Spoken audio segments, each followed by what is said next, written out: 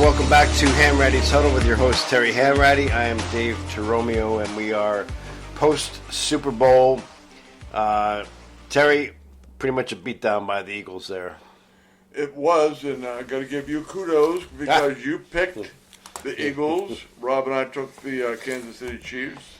You also picked the crowd being, big time eagle lopsided eagle there. Yeah. Which it was. I bet it was about 70-30%. Seemed like it, didn't it? Yeah. Minimum.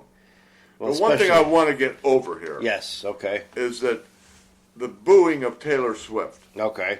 Now, everybody's making a big thing of this. Yep. And no one's really given the right aspect of what happened here. Right. Taylor Swift was booed by Philadelphia crowds. Right. Philadelphia crowds booed Santa Claus. They threw snowballs at Santa Claus. Yes. They boo everyone who's opposing them. That's right. That's the beauty of Philly, and they pride themselves in that. And there was nothing political behind Taylor Swift. Nothing about her music. Nope. She is dating the future Hall of Fame tight end for the Kansas City Chiefs. Yep. And they were playing the Philadelphia Eagles. That's right. So they're going to get booed by the Philly crowd, no matter what. Everybody made this off the bat. She felt terrible here. She should be praised that that they took it in themselves to boo her. Yes. She should feel honored. That's a merit badge. Yeah, because when you play, when we used to go to Philly to play, we were told to keep our helmets on. Yep. Because they threw stuff at you from the stands, and it was sort of a given over there. Yep. And I remember one client I had when I was working on Wall Street. Yep. That he called me up one Monday morning. "Oh, I'm so proud of my 10-year-old son." I said, "Why? What happened?" He said he threw his first Coke at a football player at the Philly game. And I'm going, "Wow!" I said, "Why didn't he throw a beer?" He said, "Oh, he's too young for that. He can't drink beer yet." What a good dad. Not letting his son drink beer. 10 years, maybe 12. You're teaching all the right lessons. You might as well let the kid have a damn beer for that is, Philly prides himself in doing that. And, there should be nothing more said about anything else than that. That's she all was opposed to the Philly crowd. And I do hope somebody explained that to her because she looked confused. But at the end of the day, part of football. What you're saying, Philly. Any sport in Philly. If I walk into Philly with an Islanders jersey or a Mets jersey, anything outside of Philly, they're going to abuse you. That's just what they do. Yep, that's the deal in Philly. Yeah, and what I don't understand is why they have to ruin their city after they win or lose. I mean, you don't see that happen in New York or a lot of it. Well, maybe some cities you do, but Philly. Well, we won our Super Bowls, and when the Pirates way back when won their World Series. They didn't destroy the city. It was a beautiful parade. Everybody's yelling and screaming. They're waving. You're riding in the open air trucks and whatever. And we haven't seen their parade yet. And there's so it's going to be interesting. This was only the aftermath of the game. Right now, where you get the real parade, taking down light poles and fires, and you have cops riding in horses in the crowds and trying to separate them and motorcycles. I don't know. That's craziness. And why would you loot? Yeah. All right, so let's talk about the game a little bit because I think obviously we had some real winners there for the Eagles there, the way their lines played and their quarterback played. Well, back in the 80s, we had these kind of games. Yeah. Where they were really blowouts, NFC games, blowing out the AFC. Yep. And the sponsorship was getting very difficult to sign up. I mean, they were giving, no one would want the fourth quarter. Yeah. Because by that time, everybody would turn off the TV and they were in bed. Yeah. And no one wanted to pay for that kind of sponsorship. Yep. But, then all of a sudden it became very even, and this AFC sort of took over when the Steelers won and the Raiders won and the New England won and, Yep. we did a great job of putting everything back together again. But, no, it was a beatdown, and I called it last week prior to the game. Yep. The main man in this whole thing was going to be Steve Spagnuolo, the defensive coordinator. That's correct. For the Chiefs. Yes, sir. How he can stop that offensive line of Philly from abusing his defense. And they did. I mean, they were mano a mano. They did a good job of stopping Barkley. But everything else, I mean... Yeah, they did, actually. I mean, Hurts had a great game. He threw the ball well. He had great protection. No one touched him. No, he was... And when they did, he just took off. We got 3rd and 8, and your defense is everybody covered out there. Yep. and all of a sudden the quarterback runs for 12 yards. That is so demoralizing for a defense you can't imagine. And they had no answers, and because they were it was a physical beatdown, and it's a tough to wasn't selecting the plays. Yeah. It was just mano beatdown. It was. And that was I think Kansas City stayed as long as they could, but it was just you just can't put up that kind of punishment. That offensive line is huge. Yeah. And they're good athletes. And their defensive line was just stellar, just outstanding, and they never blitzed, them. And we never, back in the day, the Steelers, I mean, we never blitzed. Yeah. We had Joe Green, we had L.C. Greenwood, we had Dwight White, we had Ernie Holmes. Yep. And they put the pressure on the quarterback. Right. And that gives you frees up your linebackers, Lambert, Ham, and Russell, to get into coverage. Yep. It makes it very difficult for the lanes for quarterbacks to throw the ball. Right. When you blitz, you have to play man-to-man coverage. And the quarterback knows, okay, my guy's going to beat your guy to put it up in the air. Yep. But when you have guys laying in the woods and underneath, and you have guys over the top of the receiver, there's these small windows, and it's very difficult to get the ball in there. All right, so you and Rob both owe me big bucks. So Big time, and you'll get an Chiefs IOU. Yeah, it's in the mail, right? At the end of the day, no, listen, it was. Unless you're an Eagles fan, everything about this game was just a dud. And obviously, you almost had to put money on it to stay entertained. I actually did bet the over. And the over was in question right up until the last 5 minutes because it was like the Chiefs were driving. But if they didn't score there, Philly was just going to sit on the ball. They weren't going to try to score anymore. So I'm sitting there going, oh, my God, the over, because it was like at 46, and I needed, so once, obviously, it got obliterated because they scored a couple times, so it was, the over-under was 48.5, and then wound up being 62. So I did win a few bucks there as well. But, everything about this game, from the broadcast, which was brutal, I'm sorry, to if you're not an Eagles fan, to the game itself, to the commercials. The high part of the broadcast was Brady's watch.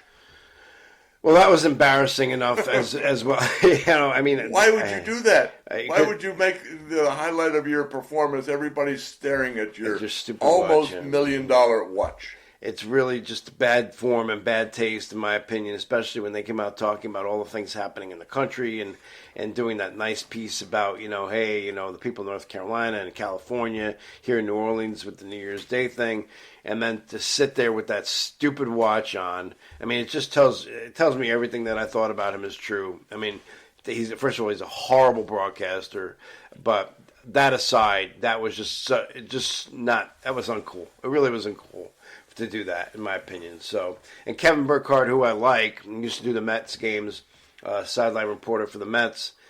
He had a bad day too, in my opinion. He missed a lot of things. He got the score wrong a couple times. I was like, what is going on? Maybe he was nervous. I don't know. So I thought the broadcast stunk. Who had a bad broadcast also was the official in the booth. Yeah, he seemed like he was like. It looked like he wanted to agree with everything Brady said. I agree with Tom. I agree with Tom. When it was glaring. Mike Pereira, yeah. And it's just, I think just all around, I'll give it at best a C minus the whole broadcast. A C minus is very generous in my opinion. The halftime show was just brutal. I mean, God Almighty. First of all, I'm not a big fan of the halftime show, no matter who it is. Give me a marching band, the 15 minutes it's supposed to be, and let's get back to playing football. This, whatever it was, the best advice he gave was to turn the TV off, which he should have given before he started. So I was just concerned that I thought my hearing aids were going out. Because sometimes they act up a little bit. Yeah. And all of a sudden you don't quite hear what the people say, and you sort of go, excuse me? But in that, obviously, you can't. And I didn't hear, I can't tell you one word that the rapper said. He said, turn off your TV. And I thought it was me. Then all of a sudden I saw seeing all these guys that was bad. on social media saying, I couldn't understand a word. I'm going, okay, it wasn't just me then.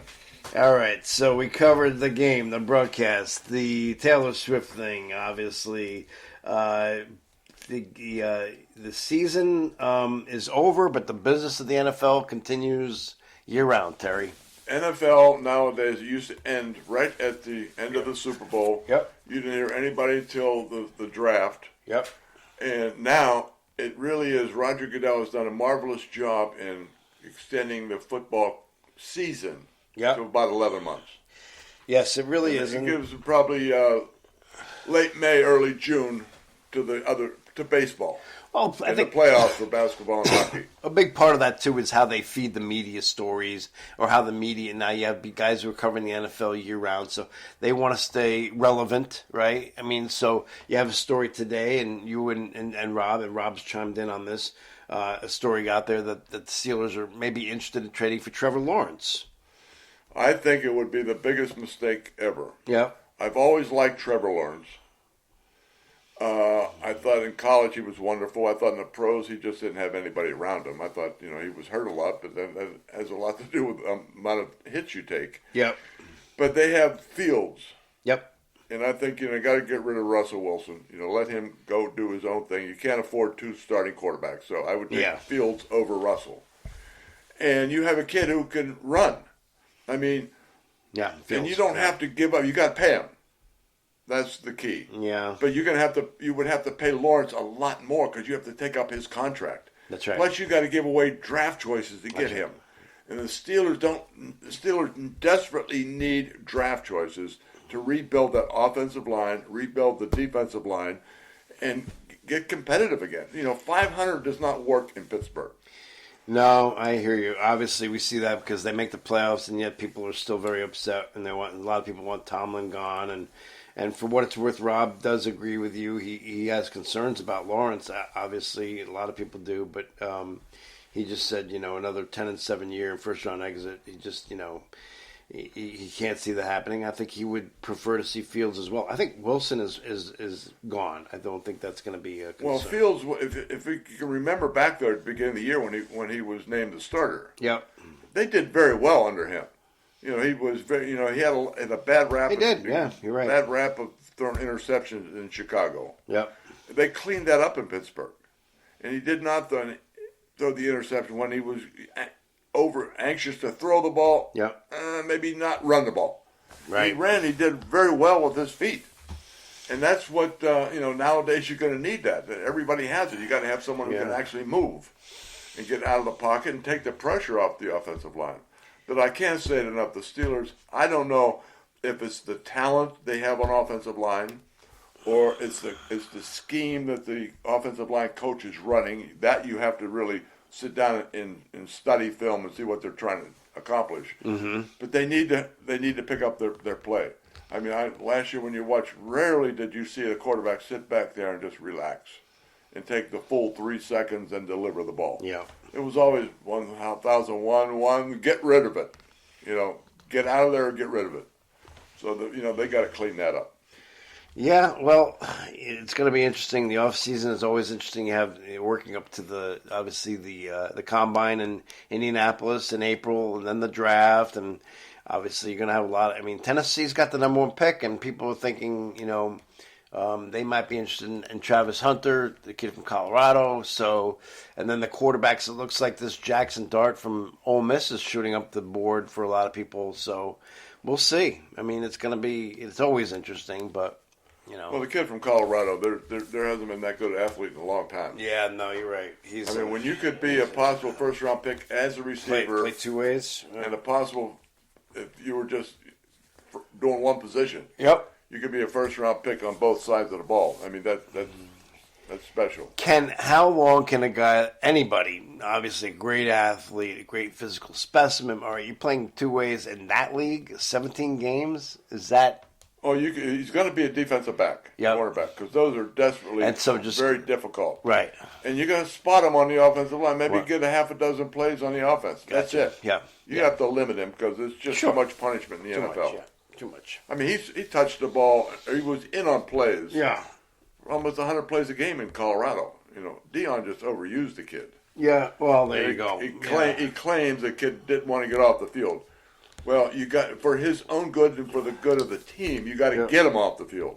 That's right. They need to be relaxed. That's your you can't job. take that kind of a beating. What are your thoughts? And we'll get into this obviously as we go along here. In terms of the draft and quarterbacks and stuff. We'll break it down. We're gonna have some specific shows here coming up, and I'll get more in detail in a minute on the show. But what are your thoughts on Shedeur Sanders? What do you think? I like him. You do? Okay. I want to see him away from Dad. Oh yeah, well, I want to see him in a structured situation. Now he's just in that shotgun, just throwing the ball. I mean, he can run the ball. He's got great feet also. Yeah, he does. And but I think he's a definite first round pick. And I think someone's going to get him. I want to see him go through the combines. I want to go through workout day. I don't know if he's going to do it. I don't know if he's going to go to the combine. Well, he won't go that, but I'm sure he'll have his own in Colorado. That's typical what these kids do nowadays. And so I think you got to go through the whole. I think he's a very intelligent kid. I think he's very smart. And I think that could obviously. I think he breaks down the films very well. And that's good. He's thrown to the right guy anyway. Yeah, well, there you go. And Dion brought in a lot of kids for him to throw to.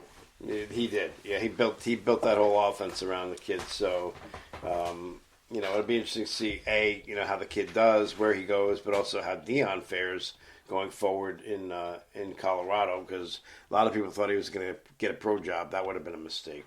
Dion is not a pro quarterback. No, I mean, it's all this rah and pro coach. It's got to stay in college. Yep. I mean, that is great for college. Let him stay in Colorado and do his thing out there. Yep. Because he attracts kids. There's no doubt about it. And now with NIL and everything, it's almost like he's working with pro players. So. Yeah, it's a semi-pro team. Exactly. Maybe some of these kids are not semi-pro the way they get paid. And the length of time they're there, you got a 7-year college professional making $750,000 a year. It's crazy. It's just insane how it's changed. Terry, let's get into a little bit about moving forward with Hanratty'S Huddle. We have obviously some time here now. We have pitchers and catchers for baseball reporting this week, which is very nice to see. Good to see the sunshine of Florida, even on TV. And we'll have some exhibition games and work up, obviously, right up till end of March, when the season begins. But I think we have some plans here, and one of the things I think, obviously, want to start doing some theme shows, maybe. Maybe a show on quarterbacks, on the theme show on the draft, maybe. And if anybody has any ideas, please feel free to share. And obviously we want to get more guests. We've had a couple great guests already, Rocky Blyer and Terry Bradshaw. Right. We're also, we keep telling you guys who are listening that we do have some announcements coming, and we do. I don't feel comfortable sharing that right now. I don't think it's good to share now, but I think they're very exciting. Yep. And I think we're, totally committed to improving and getting better. That's right. Getting bigger. Right. And that's the whole expanding and growing and we have fun. We do this for fun. None of us is nobody's making a lot of money doing this. Will that change? Hopefully we can monetize, but it's not the end all here. We're trying to put out a good product with a guy who's got some great background of stories and perspective, and so and we want to incorporate a lot more people. That's right. Yeah, yes. That's the point. We want to do maybe some theme shows and some guest shows. Maybe we do expand to doing this a couple times a week instead of once a week, especially during the season. Because we might, like, we're talking about the Super Bowl. It's Thursday. Not that there's anything wrong with that. You could talk about it for the next 6 months. But during the season, some people might be looking for some insight, about the game or the upcoming game. So we'll talk about that. We'll discuss all of this, and like I said, certainly happy to hear from anybody out there who has thoughts about growing this podcast. But we do have some things we want to share coming up very soon. So, Mr. Hanratty, any other thoughts? I think that sort of wraps it. Wraps the Super Bowl. Wraps up. That's a wrap. That's a wrap on the NFL. Yep.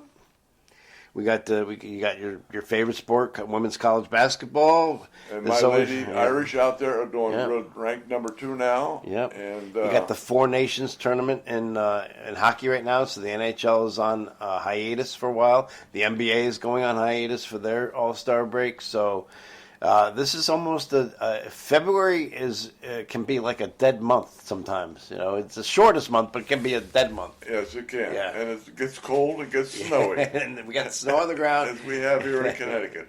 All right. Very good. We're good? We're good, Dave. We're good. All right. For Terry Hanratty, I'm Dave Terromeo signing off. Thanks for joining us for Hanratty'S Huddle.